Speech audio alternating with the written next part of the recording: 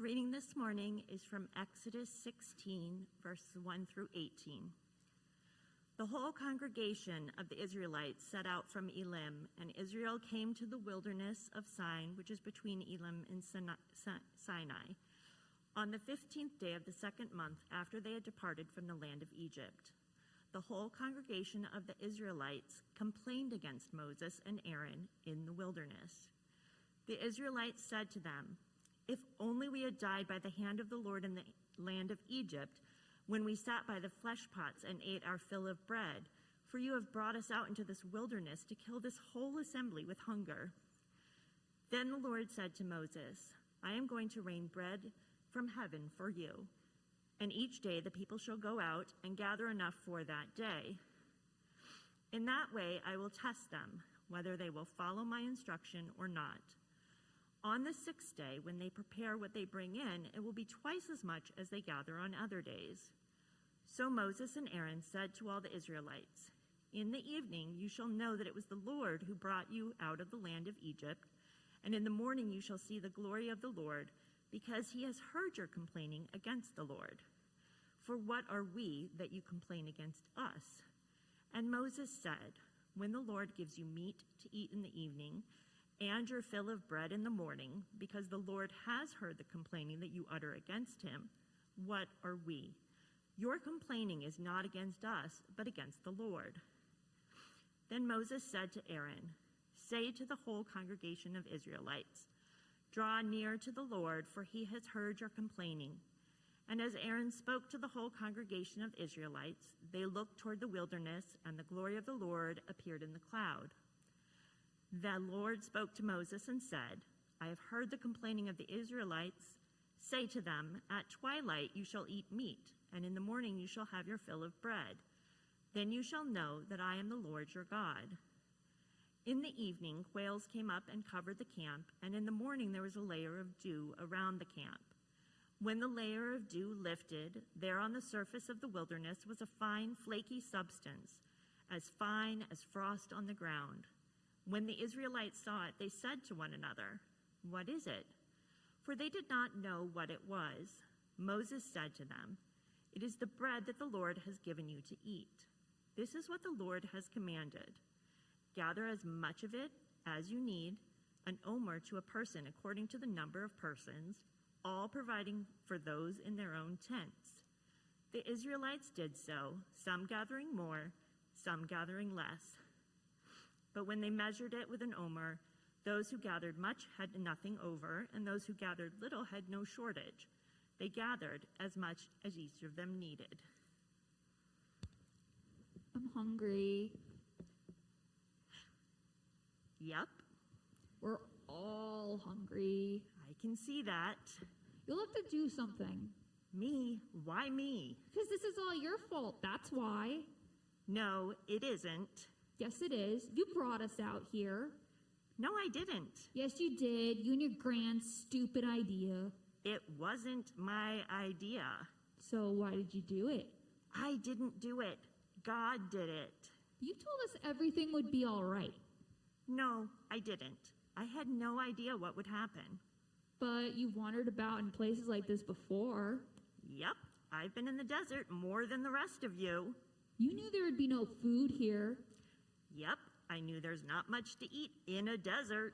So it's your fault. We're all hungry. I'm hungry too. What do you want me to do? You could take us back to Egypt. Great idea. Find us some food then. That's not my job. Well, whose job is it? It's God's job. Go complain to God. What's God going to do about it? God's going to feed you. What makes you say that? God told me. God told you he's going to feed us? Yes. When? Tonight. What about tomorrow? Yep, he'll feed you tomorrow too. What about the next day? Yep, and the day after that. Is that a promise? Food, it's on its way. Promise. From where? From heaven. From heaven? How can you get food from heaven? Same way as you get rain from heaven, or so God tells me. How are you going to do that? I keep telling you, I'm not going to do anything. God's going to do something. How can you believe that? How can you believe we got out of Egypt? Well, I suppose because we're here, aren't we? And some food is about to be here too. What kind of food? Some kind of bread, I think, and some kind of meat. No melons? No cucumbers? You can always go back to Egypt for some of them. I don't really mean that bit about Egypt. You don't say.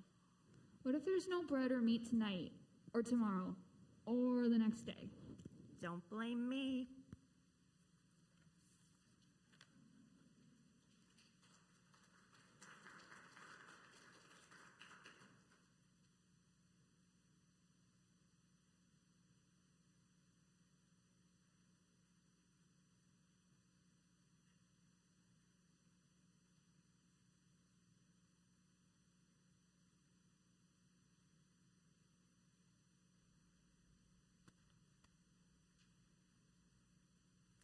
Friends, let us pray.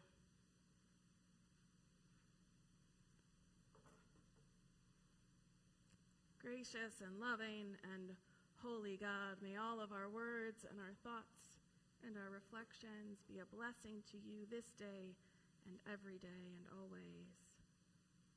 Amen.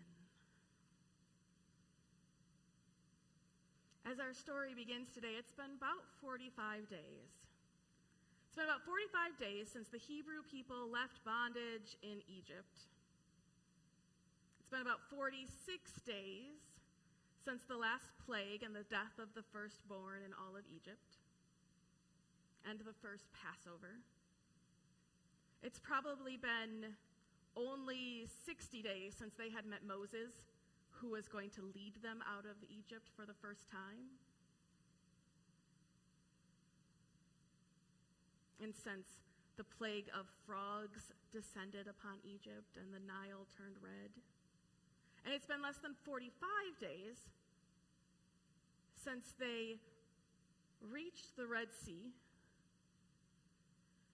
and walked through parted waters and then watched as Pharaoh's army drowned. So in slightly less than 45 days, the Hebrew people had absolutely forgotten everything. They seemed to have forgotten that God had shown up and gave them what they wanted and were crying out for, that God had liberated them. They seemed to have forgotten how awful things were in Egypt, in bondage and in slavery. And they were in the wilderness, in a place between places. They were not slaves in Egypt anymore, and they were not yet who they would become. The wilderness implies dangers.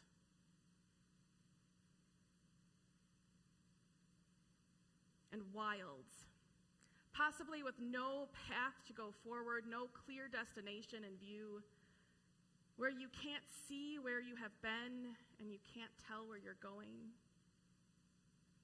They've never really seen where they're going. And it's hard to move forward and change when everything is unknown and it's full of uncertainty and it brings anxiety and it's incredibly scary. Now, we'll go back here. I would like to introduce you to two characters, Buzz and Shlomo. Buzz and Shlomo were at all of the major events in Exodus, even though they're not named in the Bible. And maybe you've never heard of them, but they were there. And see, slaves in Egypt were always looking down, afraid to look up at their masters in case they would ignite anger and wrath. So Buzz and Shlomo got used to walking around with their head bowed down, so much so that they never saw the miracles of God. When the Hebrews were slaves in Egypt, God parted the Red Sea and delivered them, and all of the Hebrews started passing through, and they saw the great walls of water and the pillar on the cloud ahead of them, leading them on the way. And they knew that God was their deliverer, but except for Buzz and Shlomo, who walked with their head down. and all they saw was mud. "What's the big deal?" said Buzz. "We had mud in Egypt." "Yeah," said Shlomo. "At least in Egypt you could wash your feet. What good is freedom if you can't wash your feet?"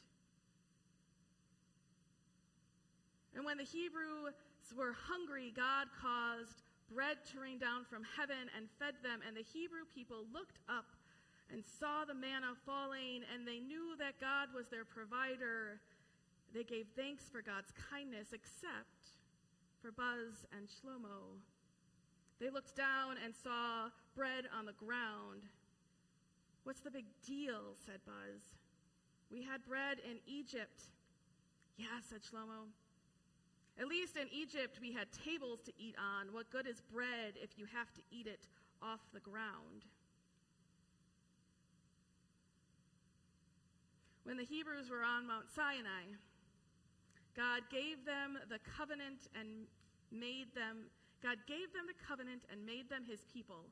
And all of the Hebrews looked up and saw fire on the mountains and flashes of lightning as God spoke his laws. And they worshiped God for giving them the gift of his Torah, except for Buzz and Shlomo. They looked down and saw nothing. They only heard the shouting of the commands. "What's the big deal?" said Buzz. "They shouted commands in Egypt." "Yeah," said Shlomo. "At least in Egypt we had a bed to lie in at night. What good is following orders all day if you have to come home and lie on the ground?" So Buzz and Shlomo decided that they didn't want to be God's covenant people after all. And so with their heads still bowed, they started walking back towards Egypt. Some say they are still in the Sinai desert today, looking down at their feet on their way back to Egypt. Others say they never made it, but their descendants are still among the Hebrew people, among us, always looking down, unable to see the miracles God is performing. Sometimes, friends, we get stuck.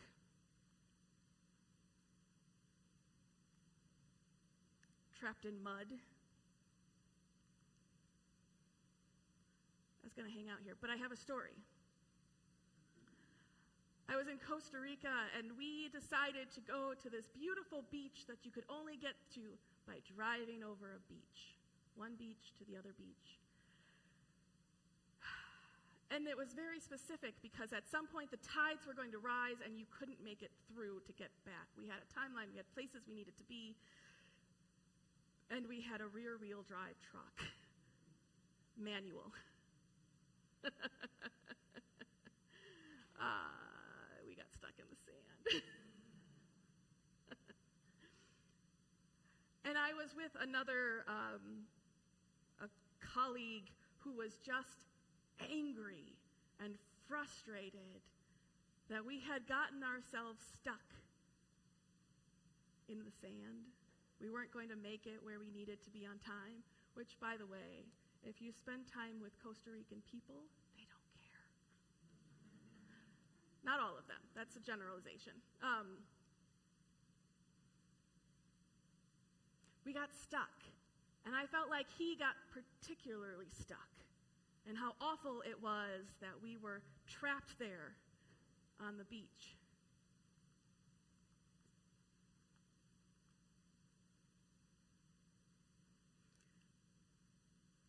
I think about how much we look at where we are trying to get to, or more particular, like our Hebrew friends, what used to be. How many times have you walked by a mirror and been surprised by the face that was reflected back at you? Surprised at the changes in it, the gray hairs, that new wrinkle? How long have you insisted that you can still do things that you could do when you were 16, 25, 40? Even though that is absolutely not the number of candles on your birthday cake? How many people do you know have stayed in a situation, in a job, a relationship, that made them unhappy or was unsafe, and yet the possibility of life without it or them seemed daunting and overwhelming. When a dream dies, or you lose someone you love, or all of your best laid plans lay rotting and decomposing, remnants of what almost was, we can find ourselves like Miss Havisham in Great Expectations, trapped at a wedding that never was. Sometimes we just go through the motions, assuming that way things are is good enough, as good as it's going to get, or that there is nothing new under the sun for us, no new challenges, no new learning, no new opportunities. Our desires is to trust what has always been, rather than looking up and braving the wilderness. Aaron gathered the people in the morning and had told them the night before, that they would witness the glory of God. One more. And they had to stop, and they turned and looked toward the wilderness, and they saw God appear in a cloud. And I don't quite think it was this cloud.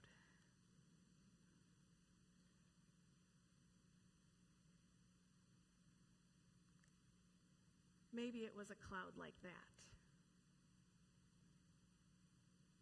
And if they had been looking back towards Egypt, or they had been looking at their feet like Buzz and Shlomo, they would have missed absolutely everything. It kind of seems important that they turned and faced the wilderness, and in the wilderness, they saw God.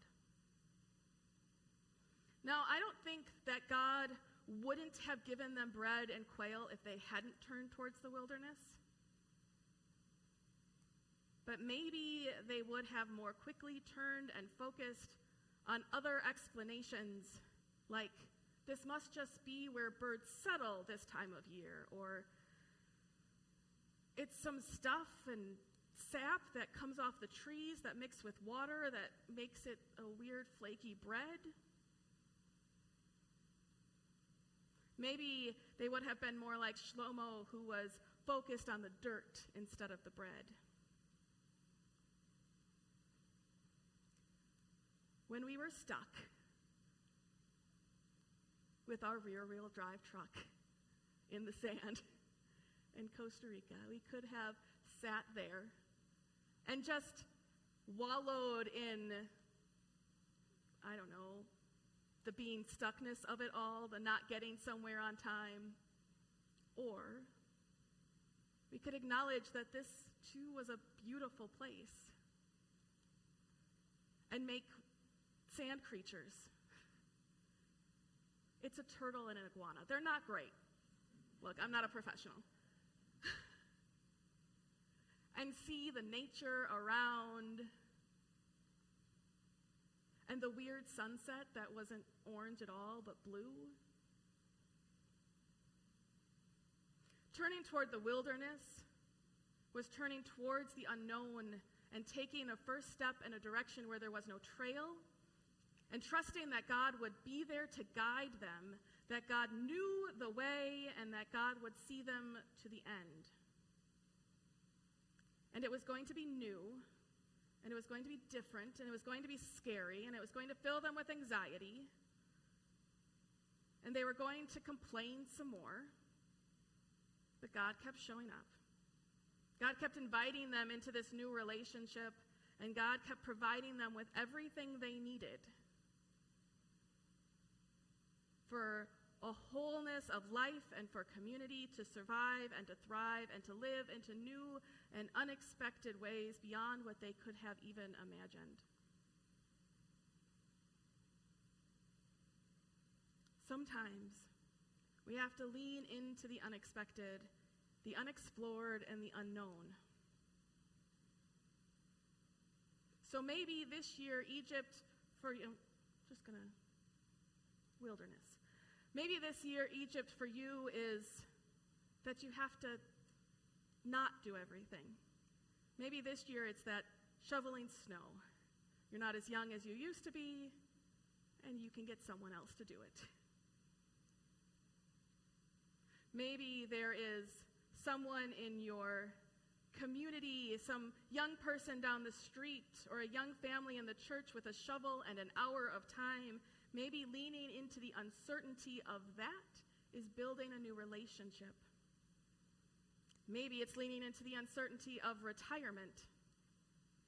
Not sure what you're going to do with your time.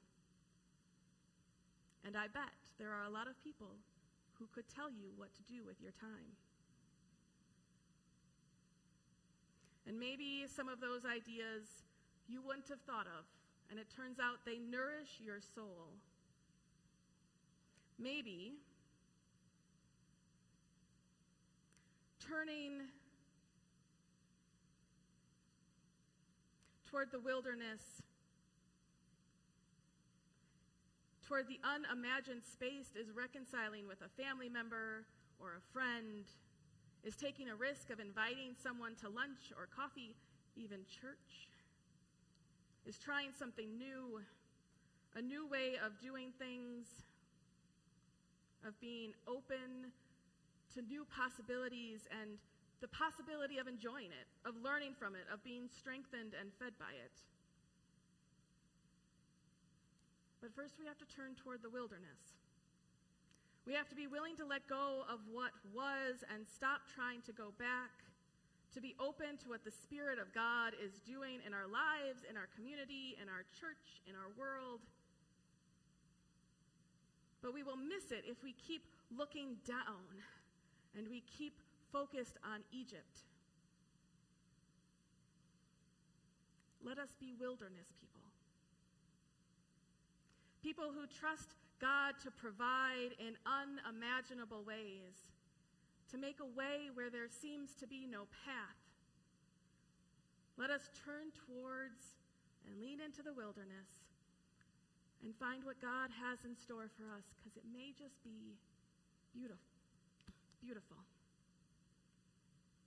Amen. Friends, you may be seated. Let's sing together, though. Stay seated.